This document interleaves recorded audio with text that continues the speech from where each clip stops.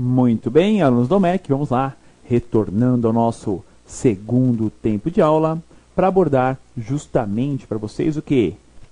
Os detalhes sobre os eletroinjetores, né? Justamente, né, esses componentes que são responsáveis pela injeção do combustível, ou seja, responsáveis por mapear, por injetar o combustível dentro praticamente da câmara de combustão. Primeiro, falar sobre esse carinha aqui, ó, o tubo distribuidor. Tubo distribuidor de combustível, né? Afinal de contas, temos o quê? Temos, né, um componente, deixa eu voltar só aqui a tela dele de novo, um componente que faz o quê? Fixa, serve como elemento fixador, ele distribui o combustível e ainda, né, essa parte mais gordinha dele, né, que parece uma caneta, um tubo de caneta, serve para quê? Como uma reserva interna para não ter influência na vazão entre um e outro cilindro. Serve para isso, tá? Por isso a importância do tubo distribuidor, né, o famoso, né, a famosa flauta, né, além de fixar, serve também para distribuir o combustível e uma reserva de vazão. Tá? Só tem uma entrada, porque lembram? O regulador de pressão está lá atrás, junto com o módulo de combustível dentro do tanque. Então não tem linha de retorno. Tá? Pessoal, o sistema é assim. O combustível passou pelo filtro, passou pela derivação em T, não tem outro caminho. Ele vai reto sempre. Não tem como ele voltar mais. Tá? Ou seja, ele não volta mais para o tanque. Ó, passou pelo filtro, temos a derivação em T, que vai voltar lá para a bomba, para o regulador, né? Tudo é linha de pressão. Passou por ali, não volta mais. Não tem caminho de volta. O caminho dele é só um, é até a ponta dos injetores. Diferente de carros, que você tinha um regulador lá na frente no tubo distribuidor, né? O combustível está o tempo todo circulando. Está o tempo todo. Esse não circula mais, tá? Bom, por falar no tubo distribuidor, individual. A injeção é sequencial, mas isso não ocorre em 100% do tempo. Não tem jeito. Visto que, durante a partida, são necessários alguns segundos para a ECU identificar o sinal do sensor de fase e seguir a ordem de injeção 1, 3, 4, 2. Então temos o quê?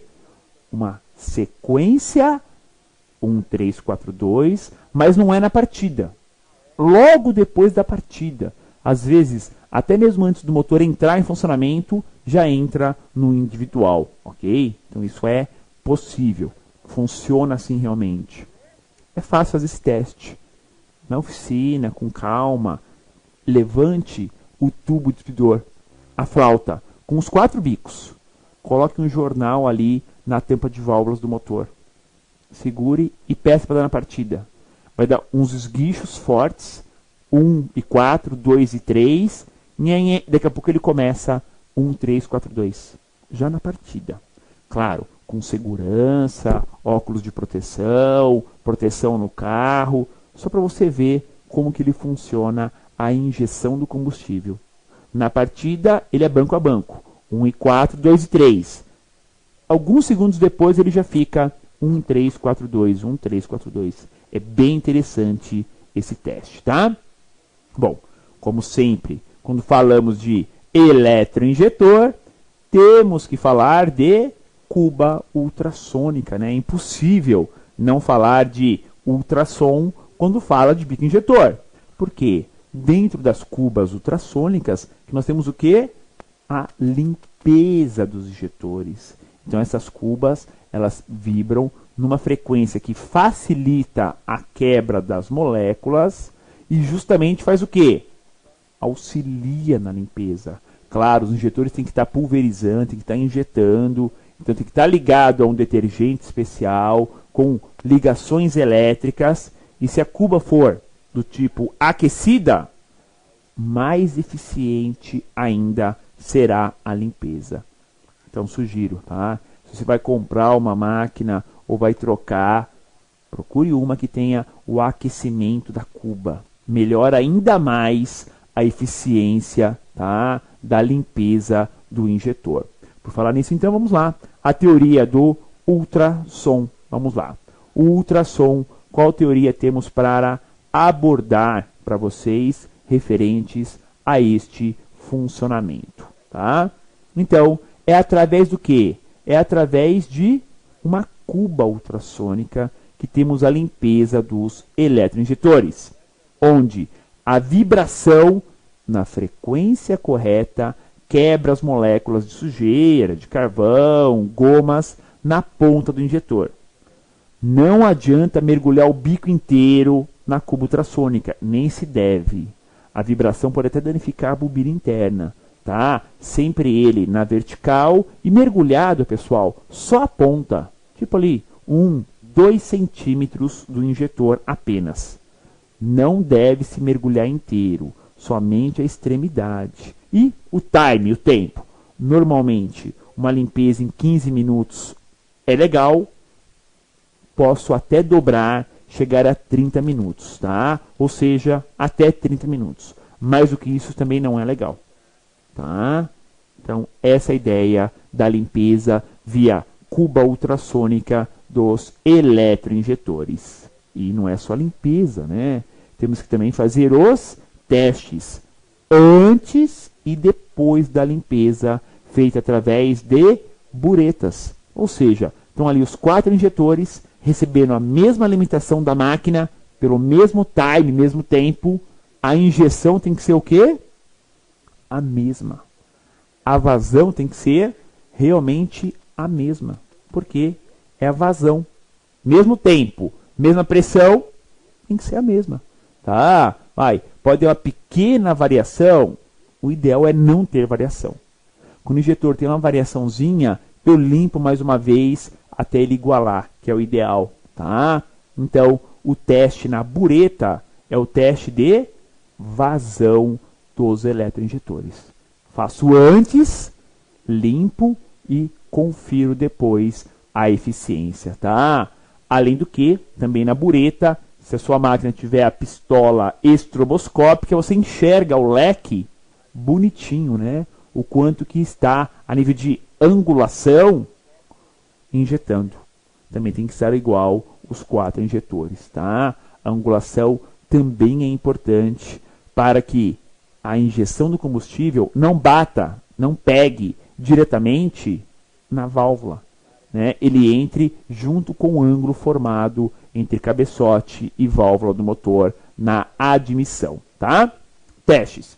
E também não podemos nos esquecer de que nas buretas é possível simular e medir a vazão dos injetores, pois há muitos casos de haver injeção, né, mas essa está bem inferior ao recomendado. Às vezes o bico está funcionando, ele está injetando, mas muito abaixo do recomendado. Tem que fazer a limpeza para dar a devida solução do caso, tá? Muito comum isso, pessoal. Se tem um ou outro cilindro injetando a metade dos demais. Muito comum. Ainda mais em épocas aí de combustível alterado, esse risco sobe mais ainda, né? Fica mais alto esse risco e trava o bico realmente. Ainda nos injetores, não podemos esquecer que esse injetor tem o pré-filtro, ou seja, a telinha interna, que também tem que ser trocada normalmente, tá? Aí, a cada 2 ou 3 limpezas dos injetores, tá? Assim, tem que ser removido e depois colocado novo pré-filtro. Pré-filtro entupido também diminui a vazão do injetor, tá? Não podemos esquecer desse detalhe. Se o injetor está com uma vazão menor que o ideal, poderíamos ter o quê? Um pré-filtro danificado. E não adianta ir lá e cutucar o pré-filtro, hein? Você estraga ele e aí a sujeira entra, trava a agulha. Piora toda a situação, tá? Então não adianta. Não se deve fazer isso em hipótese nenhuma, tá? Outro atuador desta nossa aula são os, né? Não os, o, né? Agora no singular, não é no plural. O eletroventilador. Falei de eletroinjetor, vou falar de eletroventilador. eletroventilador. É uma peça só, né? Aqui não são duas, não. Uma peça única. Claro, aí temos o eletroventilador, o motor elétrico, tá? O importante é entender que o controle de temperatura do motor é também feito pelo eletroventilador. Ele vai puxar o ar do radiador como se fosse uma simulação, né, do veículo numa autoestrada, pegando o vento de frente. Então o eletroventilador não entra a todo momento. Entra quando a troca de calor no radiador é ineficiente, porque é tanto trânsito, anda e para, ou carro parado, que não tem mais vento de frente. Ele vai puxar o ar para que ocorra a troca de calor entre as aletas do radiador e o ar ali passando por ele. Tá? Eletroventilador é um sistema, é um controle de temperatura, né? É um sistema que recebe a alimentação dos relés 1 e 2 para acionamento do ventilador em sua primeira e segunda velocidade. O aterramento já é direto, não é controle negativo. O eletroventilador funciona ao contrário dos eletroinjetores. O aterramento já existe no eletroventilador. É enviado o quê? Positivo. Mas claro que não é um módulo, né? Quem envia o positivo vai ser os relés. Então, o aterramento já é direto, tendo apenas alteração na alimentação positiva. Tá? Então, o eletroventilador já tem o negativo. É o positivo que vai fazê-lo funcionar ou não, de acordo com a ordem de alguém, né? Alguém que vai comandar esses dois relés. Temos aqui, ó, a caixa de relés difusíveis dentro do Gol G6, né? Para falar justamente desse funcionamento. Temos aí, ó, todos os relés fusíveis, né? Então você tem aí todos os componentes de controles também efetuados pela ECU do motor, para acionar ou não o eletroventilador. Funcionamento.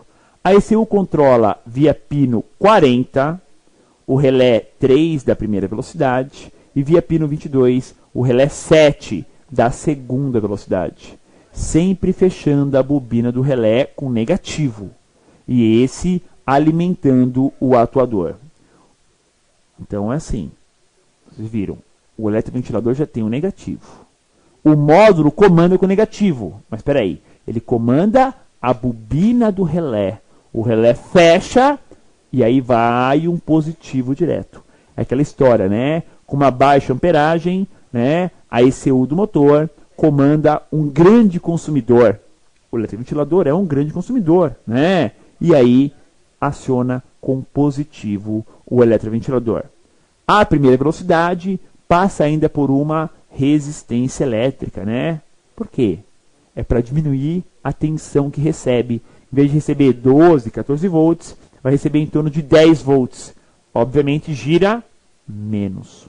O da segunda velocidade não, é direto. Do relé, direto para o eletroventilador. E aí gira mais forte. Então temos as duas velocidades, ambas controladas pela ECU de gerenciamento eletrônico do motor. Eis aqui, né, a central deste veículo. E vamos lá a mais uma dica. Em grandes centros, com alto grau de congestionamento, ande e para, e falta de segurança ou muito calor, a utilização do ar-condicionado é constante. Então, é cada vez mais comum, né, as pessoas utilizarem ar-condicionado o tempo todo. Tá? E o acionamento do eletroventilador é constante também.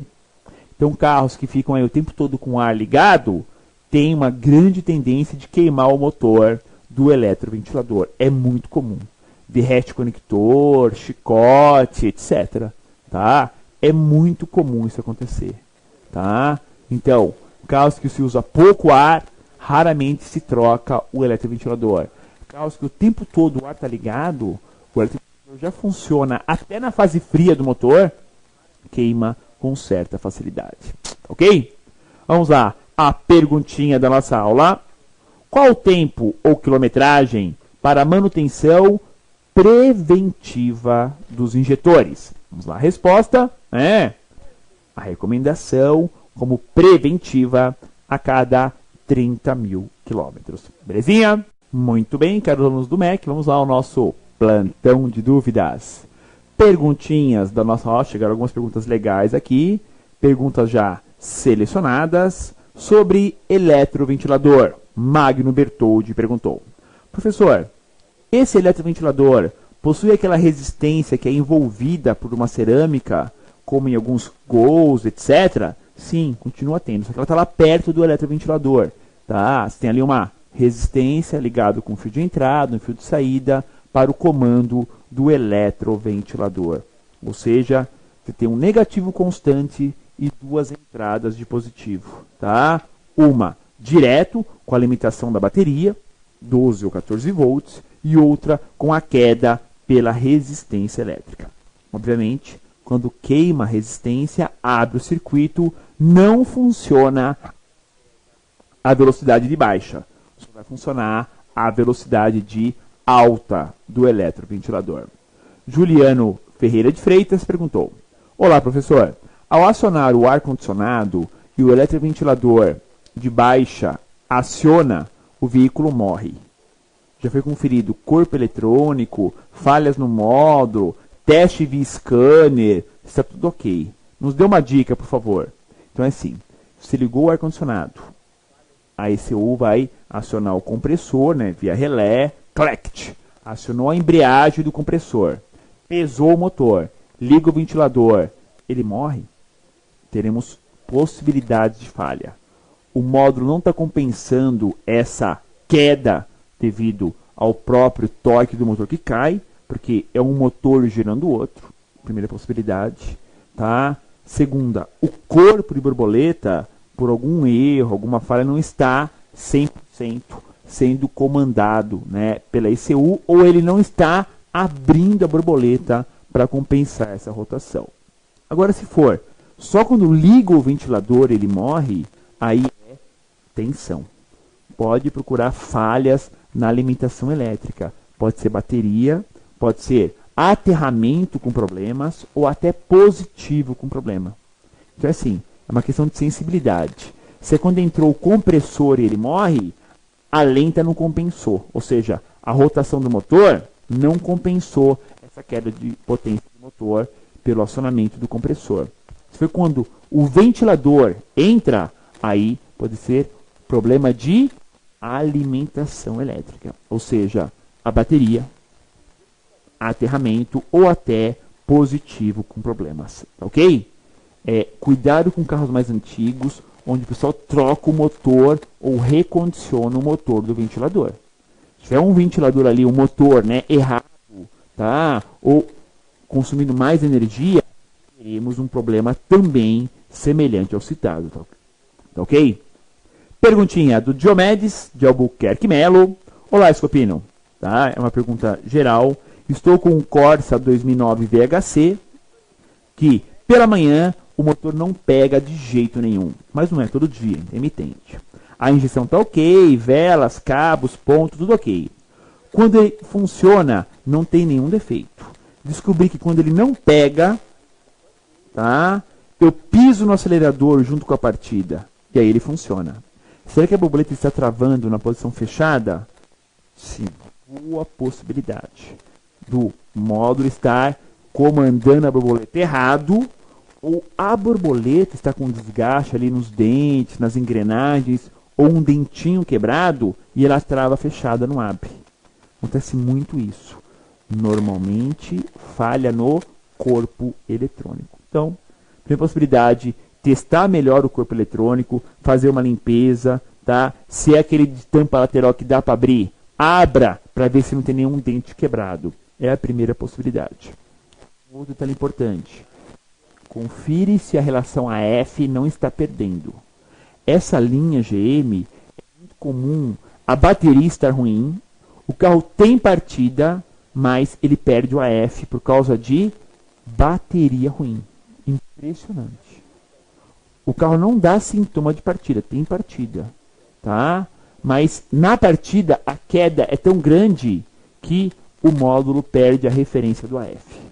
Se você fizer um teste de descarga, né, durante 15 segundos, veja se a tensão da bateria não cai acima, né, ou não cai abaixo do mínimo recomendado, que é de 9,6 volts. Tá ok?